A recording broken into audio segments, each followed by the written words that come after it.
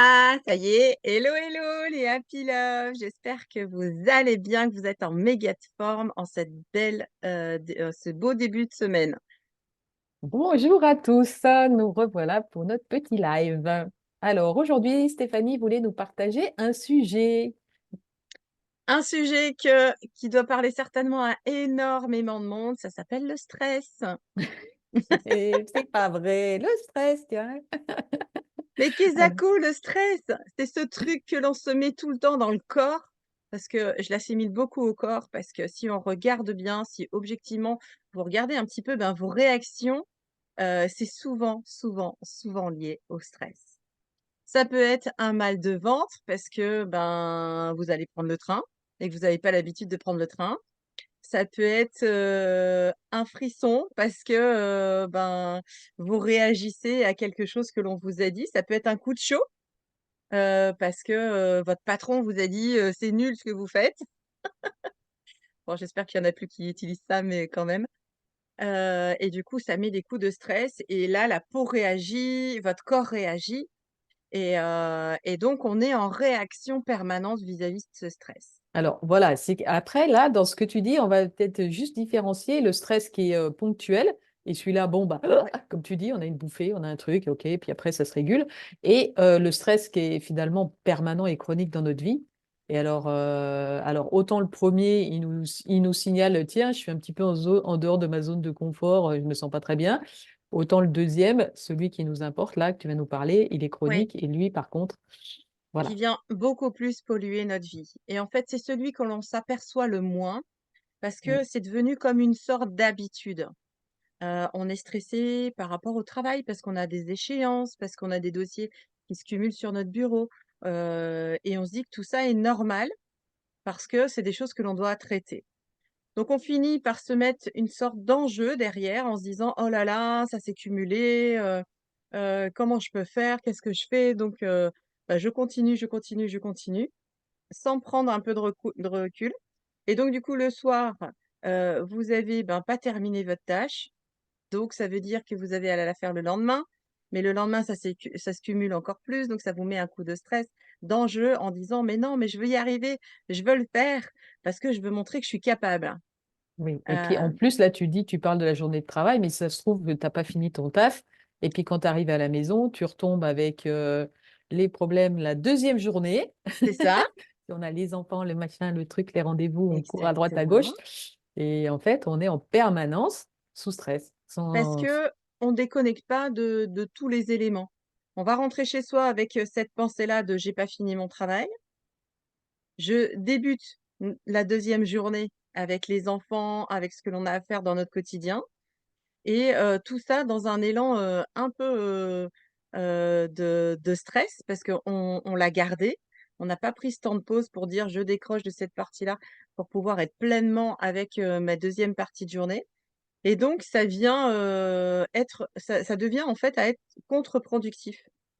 Parce que du coup, on se dit: «Oh là là, il est l'heure, faut que j'aille faire à manger, faut que j'emmène tel enfant à tel endroit pour les activités hors scolaires».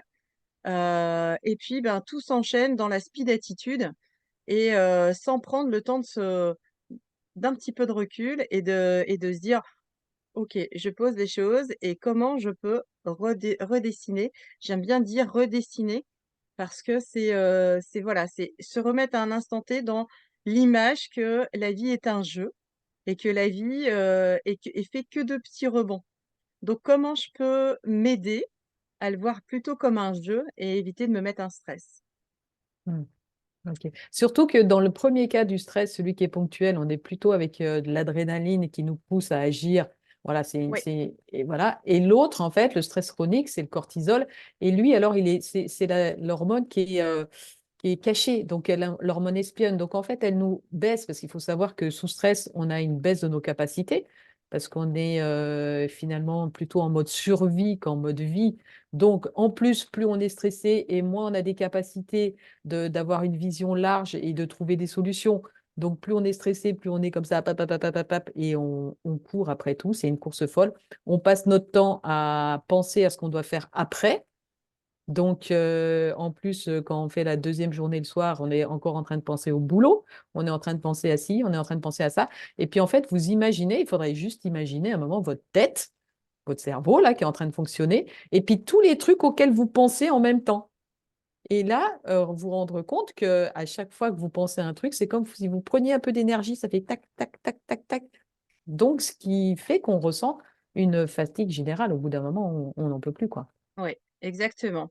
Et donc, plus on sera dans cette pensée, plus du coup, notre corps, bah, lui nous dit, «Attention là, moi je commence à me sentir, bah, un peu débordée et c'est pas ce qui me convient». Donc, bah, va arriver derrière, ben, les maladies, des tendinites, des mal de dos, des mal de tête, enfin plein de petits symptômes qui peuvent juste vous prévenir: «Attention, là, je suis en surcharge, prends soin un petit peu de moi, rien que 5 Mm. minutes». C'est Voilà. pas pour rien qu'au travail, on met des temps de pause. C'est fait pour Mm. prendre un temps réel pour soi. Normalement, Heu, toutes les 45 minutes, il est préconisé de faire une pause pour regagner exactement en efficacité. et Donc, selon comment on est, moi j'ai besoin quasiment toutes les 20-25 minutes de pause. Parce que j'ai un cerveau qui va très, très vite et qui du coup a, des pensées multiples et quand, je suis sur une tâche qui me prend beaucoup d'énergie, j'ai besoin de prendre une pause, au bout de 20-25 minutes et on dit bien, hein, dans l'éducation, quand on apprend des choses à quelqu'un, comme dans la formation, c'est 20 minutes de concentration pure. Le reste du temps, on décroche. et qu'est-ce que tu conseilles de faire pendant ces temps de pause alors? Pendant ces temps de pause et ben, faire quelque chose qui nous ramène à soi. Ça peut passer par différents palliatifs. Alors, il y en a, c'est le plaisir d'avoir, un café avec un petit chocolat, juste ça, mais le prendre en pleine conscience, vraiment. Ça peut être de l'eau, tout simplement, régulièrement boire de l'eau. On ne dira jamais assez, il faut minimum 1,5 litre dans le corps pour faire du bien au corps, en termes d'eau. Vous pouvez Respirer. aussi aller vous balader 10 Mm. minutes, aller dehors si vous avez un parc ou même se relier à la terre, ça peut être possible, se relier aux éléments. Même si on est en ville, ben, vous avez toujours un petit coin de verdure quelque part. Et puis, si vous n'avez pas beaucoup Ça peut être d'espace et que vous ne pouvez pas sortir, parce qu'il y a peut-être des gens aussi comme ça, bah, c'est de s'agiter un bouger, peu. voilà, de bouger votre corps, d'aller voir quelqu'un qui vous ressource. Peut-être que vous avez quelqu'un dans votre entourage, qui vous ressource ou l'appeler tout simplement, quelqu'un qui vous donne le sourire. Ça vous fait décrocher de toute cette sphère-là, la sphère mentale et ça permet de reprendre un élan. Ça peut passer par la respiration également. Se La prendre un cohérence juste un cardiaque. petit temps Mm.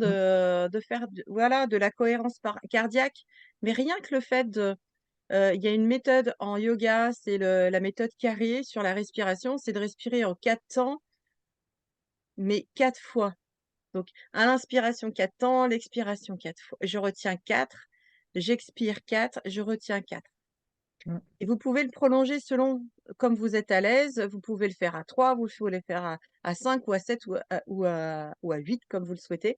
Mais l'idée, c'est vraiment de se reconnecter à ce souffle et de se reconnecter à notre corps qui prend de l'ampleur quand on inspire et à l'expiration. Le fait de bloquer, ça veut dire que, ben, je prends conscience de mon corps et je suis là en pleine conscience et le fait d'expirer, ça permet au corps enfin, d'observer que ça y est, ça on se dégonfle complètement. Voilà. Le concept, c'est vraiment de revenir, parce qu'il faut comprendre que le stress, c'est notre mental qui nous amène dans une course folle de tout ce qu'on doit faire ou de ce qu'on n'a pas fait ou qu'on n'a pas bien fait ou patati et patata. Donc, c'est de revenir à ici et maintenant pour arrêter justement de cette course folle dans le présent, dans le passé, dans le futur, dans tout ce qu'on... Oui, tout à fait, parce que principalement le stress vient de l'anticipation. En général, on est des super contrôlants et on aime bien que tout notre schéma de pensée soit dans l'anticipation. Qu'est-ce que je prévois après, après, après? Et comme on a cette peur principalement quand, une société va pas trop bien, on a peur de perdre notre job. On va anticiper le risque. Mais parfois, tant qu'on n'a pas de réponse réelle et ben, ça sert à rien de l'anticiper, en fait, cette peur. Mm. Autant vivre cet instant présent et de voir au fur et à mesure ce qui se passe. Moi, ce que j'ai pu observer, c'est que le stress, ça vient souvent donc de l'anticipation, c'est qu'on ne vit plus dans l'action même dans laquelle on est là, maintenant. Mm. Et dans vos pensées, observez-vous à voir comment est votre pensée. Quand vous faites une tâche, à quoi vous pensez?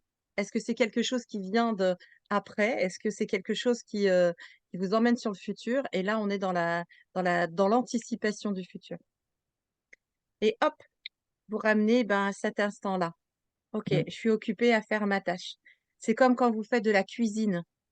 Moi, c'est un moment privilégié quand je cuisine parce que ça me permet de d'observer la couleur des aliments, l'odeur, l'association d'aliments, comment ça se met, comment ça se passe. Et puis, ben, même quand je suis en création de cuisine, bah, c'est comme ça. Si c'est bon, tant mieux. Si c'est pas bon, bah, je réessayerai une autre méthode la prochaine fois. Mais pas se mettre d'enjeu à chaque fois. Voilà. Et puis, des fois, le stress, il peut venir de quand on est en train de faire quelque chose en se disant, waouh, la dernière fois que j'ai fait ce truc-là, j'ai complètement raté, j'espère que cette fois-ci, ça. Vous voyez, comprenez que le stress est généré par des histoires que vous raconte votre mental. Donc, voilà, revenez au temps présent, dites lui, c'est OK, tais-toi, tout va bien, je suis ici, je suis en sécurité, tout va bien. Voilà. Exactement. Soyez pleinement en conscience avec ce que vous vivez là maintenant, même quand vous mangez un aliment plaisir, soyez là vraiment avec ce moment. Et vous allez voir, votre corps, il va au fur et à mesure, c'est une vraie habitude, hein, de s'enlever ça, hein. Donc c'est pas juste le fait de faire une fois, mais c'est d'impliquer, enfin une sorte de routine journalière dans vous, ce que vous êtes vous, hein. Mais allez rechercher ces petits tips qui vous font vraiment du bien. Voilà. Bon, Voilà, merci Stéphanie. avec grand plaisir. À la semaine prochaine. On vous embrasse fort. À la semaine prochaine.